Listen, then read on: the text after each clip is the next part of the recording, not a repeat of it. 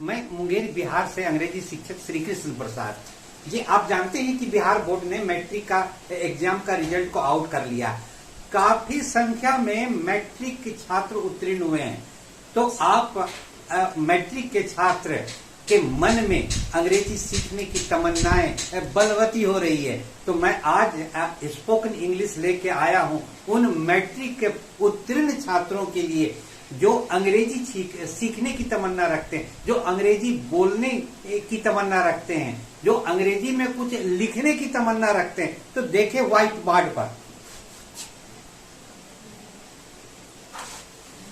आप घड़ी को पढ़ते हैं या मोबाइल में समय को पढ़ते हैं। तो समय जो पढ़ते हैं मोबाइल में पढ़ते हैं या घड़ी में पढ़ते हैं या आप वॉल वॉच में पढ़ते हैं, दीवार की घड़ी में पढ़ते हैं। तो इस प्रकार 1:01 हुए हैं, 1:02 हुए। आप उसको अंग्रेजी में रूल पर कैसे ट्रांसलेट करेंगे और किस प्रकार आप शुद्ध अंग्रेजी का अनुवाद करेंगे, किस प्रकार आप शुद्ध अंग्रेजी बोलेंगे। तो चलिए मैं आज इस नए लेसन के साथ पूर्व की कड़ी से जुड़ा हुआ यह लेसन है। 1:01 हुए हैं, 1:01 हुए हैं। तो आपको कैसे इसको अनुवाद करना है? तो आपको सबसे पहले जानना पड़ेगा कि जो बजकर शब्द है या अंग्रेजी का कौन पार्ट्स ऑफ स्पीच है, यानी कि अंग्रेजी में जो word class parts of speech को और दूसरा नाम है वर्ड क्लास यानी शब्द की जाति। तो कौन सी शब्द की जाति है? पास्ट है। तो आपको यह जानना जरूरी है कि यह बजकर जो हिंदी के शब्द हैं या अंग्रेजी के प्रेपोजिशन है। इसलिए हमको अंग्रेजी भाषा में हमको प्रेपोजिशन का वर्ड चाहिए और अंग्रेजी में प्रेपोजिशन का वर्ड होता है पास्ट। लेकिन आप में बहुत लोग जानते होंगे कि सर जी पास्ट के तो अन्य भी अर्थ होते हैं। क्यों नहीं? जब अंग्रेजी में पास्ट वर्ड प्रेपोजिशन का रूप धारण करता है तो उसका एक अर्थ बजकर भी होता है। जब यह नाउन का रूप धारण करता है तो इसका अर्थ होता है बीता हुआ समय। और जब एडजेक्टिव का अर्थ धारण करता है तो यह होता है बीता हुआ। तो इसके कई रूप हैं और कई अर्थ हैं। यहाँ पर पास्ट अंग्रेजी का शब्द जो है एक प्रेपोजिशन के रूप में है जिसका हिंदी में अर्थ होता है बजकर। अब देखिए 1:01 हुए हैं, 1:02 हुए हैं। आप अगर एक सेंटेंस का ट्रांसलेशन अंग्रेजी में समझ जाते हैं तो आप धड़ल्ले से सैकड़ों अंग्रेजी के वाक्य बजकर से जुड़े हुए बना सकते हैं। 2:01 हुए, 2:03 हुए, 2:04 हुए, 3:01 हुए, 3:02 हुए। तो देखा जाए 1:01 हुए हैं। तो जिस हिंदी वाक्य में कर्ता नहीं रहता है वह हम इट से शुरू करते हैं। इट यहाँ पर जो है एक इंट्रोडक्टरी वर्ड के रूप में है जिसका अर्थ कुछ नहीं है। इसका अर्थ यह यहाँ पर नहीं है, केवल कर्ता की खाली कुर्सी भरने के लिए आया है। और इट जो प्रोनाउन है वह सिंगुलर है। सिंगुलर का मतलब संख्या में एक, सिंगुलर का मतलब संख्या में एक। इसलिए इट के साथ में इज जो आया है इज भी जो है वह सहायक क्रिया है और सहायक क्रिया में वह भी सिंगुलर है यानी कि संख्या में एक है। इसलिए कर्ता काल्पनिक कर्ता इंट्रोडक्टरी वर्ड इट सिंगुलर, इसलिए इज सिंगुलर। अब देखिए इट इज 1 मिनट हुए हैं।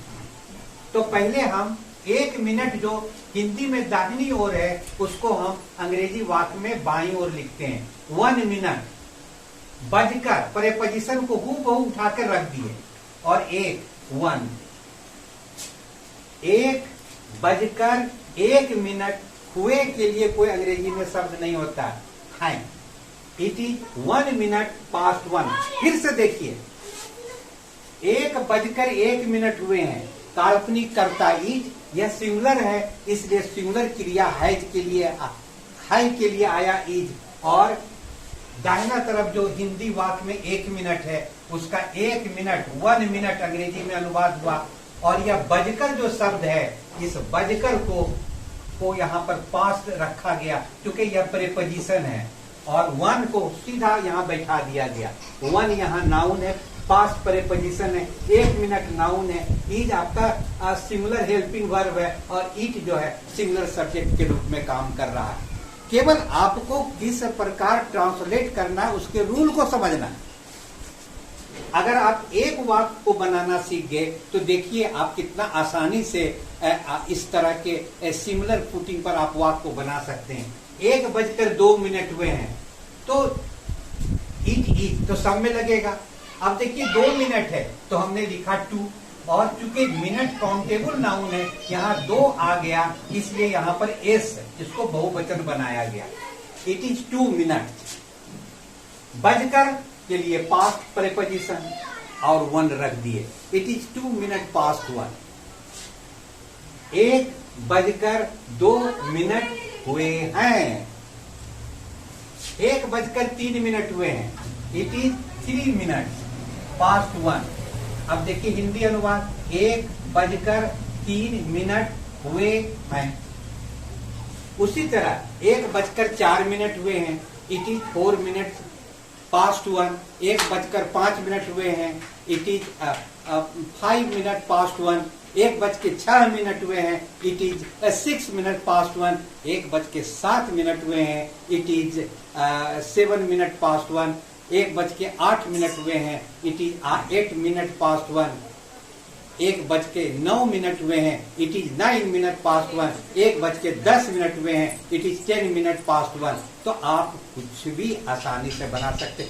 अगर आप एक वाक्य 1:01 का बनाने में का पावर आप ले लेते हैं तो आप 2:01 हुए हैं, 3:01 हुए हैं, 4:01 आप कुछ भी बना सकते हैं। तो अंग्रेजी का वाक्य का शुद्ध निर्माण और अंग्रेजी वाक्य का शुद्ध उच्चारण और आप अपने से बोलने की शक्ति को डेवलप कर सकते हैं।